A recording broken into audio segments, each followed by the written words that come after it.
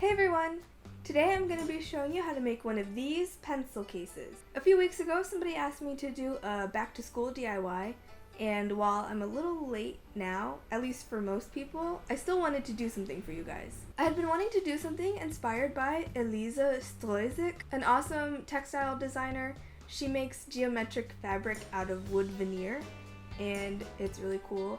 And you guys should check it out, so I'll leave her website down below if you are interested in looking at her stuff. But I wasn't sure what I wanted to do for a long time, and as I was brainstorming ideas for this pencil bag that I wanted to make, I decided that this would be the perfect project to use her as inspiration. So let's get started. You'll need fabric, one for the outside and one for the inside.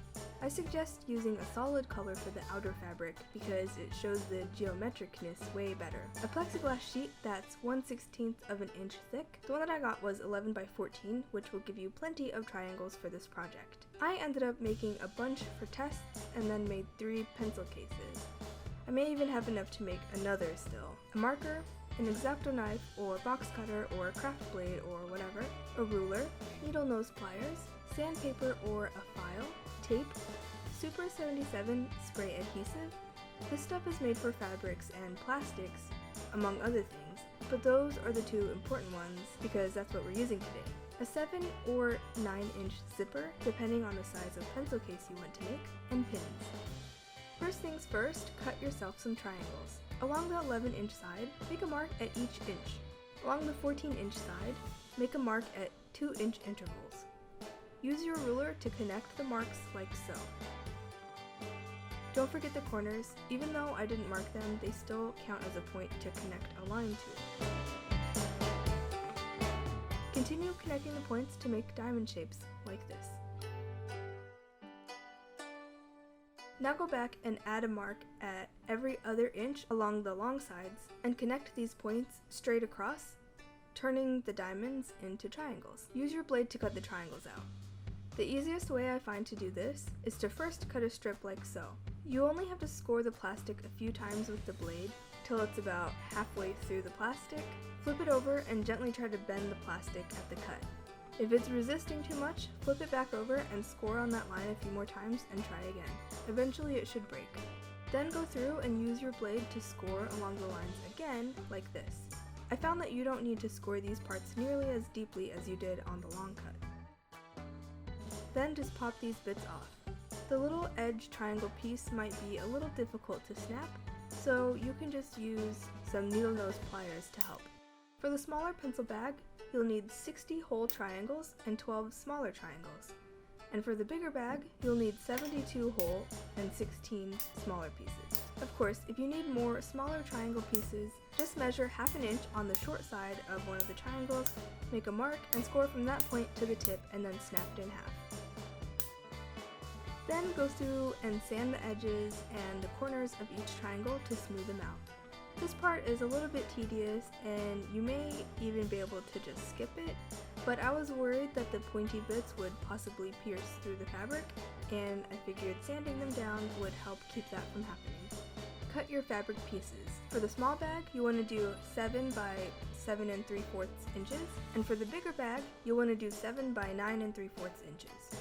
You'll want to do these next steps in a well-ventilated area. Put the inner fabric right side down onto your workspace and tape it down, going ½ an inch in on each side. You want to make sure to put it down so the longer side of the fabric is running from side to side. Throw down some scrap papers around the edges. I taped these together so I could reuse them. Spray an even amount of spray adhesive onto the fabric and then remove the scrap papers.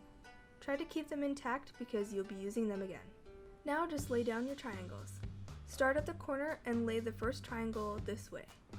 You'll notice that I didn't put it completely in the corner because there will be a smaller triangle piece right here, so you need to leave enough room for it. Place 5 triangles equally along this edge. If you just lightly place the triangle down, then you can more easily remove it later to readjust if you need to. I suggest going through and placing the triangles going across the top or bottom edge too to act as a guide as you place the rest. For the smaller bag, it will be 6 triangles across, and for the bigger bag, it will be 8 triangles across. Once you have these down, place the rest of the triangles, making them 1/8 of an inch apart.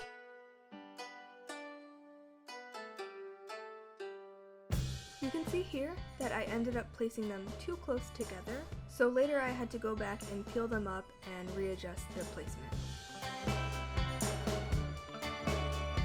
Once all of your triangles are in place, go through and push down each triangle just to make sure that they're secure. Cover your workspace with the scrapped papers again and spray another even layer of adhesive. Remove the scrapped papers, which you can throw away now because we're all done with the spray adhesive. Remove the tape from 3 edges and starting at the corner, lay your outer fabric on top, smoothing it down as you go. When you're almost to the edge, remove the last piece of tape and then finish sticking the pieces together. Now start folding the fabric and it will start to enhance the triangle pattern. You can see that on the heavily patterned side, it doesn't really show the triangle detail that much. I feel like the outer fabric I chose for this bag also didn't really do the geometric pattern justice.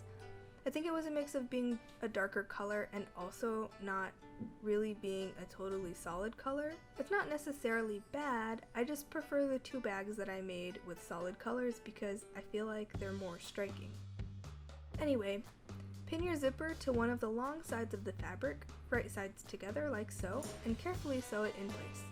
If you're using a sewing machine, be sure to use a zipper foot so you can get right up to the edge of the triangles, and go slowly to make sure you don't accidentally sew up into a plastic triangle. If you're worried about using a machine, you could totally just hand sew this. Bring the other zipper edge to the other side of the bag and pin together, right sides touching, and sew it up again. You'll probably find that you'll have to stop halfway through and unzip the zipper so the zipper head will be out of the way of the presser foot. I didn't have to do that with this particular bag because the zipper I used was a bit longer, so the zipper head didn't get in the way. Unzip the bag all the way and then flip it right sides out.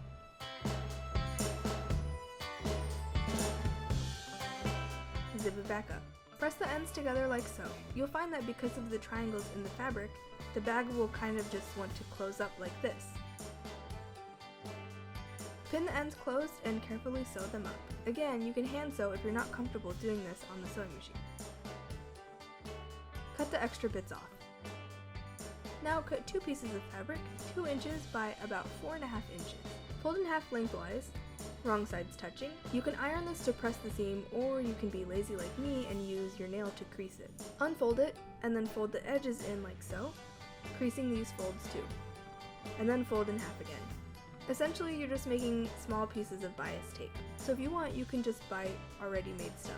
Fold the ends in to match the width of the bag, and pin to the ends of the bag, sandwiching the raw edges in between the bias tape piece, and sew in place. And then it's done! Here's the first one I made. You can see how, compared to the one I just made, it looks more striking because you can see the detail of the triangles way better. Also, this little spot right here shows what happens when you accidentally spray too much spray adhesive in one spot.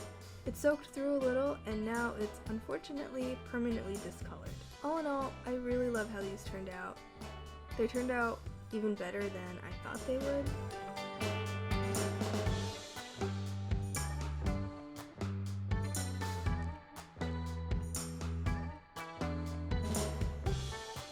I hope you all enjoyed this week's video. If you did, please leave a like. If you want to see more, then feel free to subscribe. I post art videos every Tuesday and DIY videos every Thursday. Thank you to my patrons who helped me produce this video. You guys are awesome. If you're interested in checking out my Patreon, then I'll leave a link right here so you can go check it out. You can follow me on Twitter, Tumblr, Instagram, Pinterest, and Snapchat, and I'll leave the information to those down below. If you have any questions or suggestions for future videos, please leave a comment down below. And if you end up making one of my projects, then use this hashtag, chezlin_DIY, on Twitter or Instagram and show them off. I love seeing what you guys make. Alright, I'll see you next week. I had been wanting to do something inspired by Elisa Strozyk. Elisa Strozyk. Oh gosh, why does German have to be so hard to pronounce? I'm trying to pronounce a German name and it's so hard. Elisa Strozyk. I feel like I say it fine until I say it in a sentence.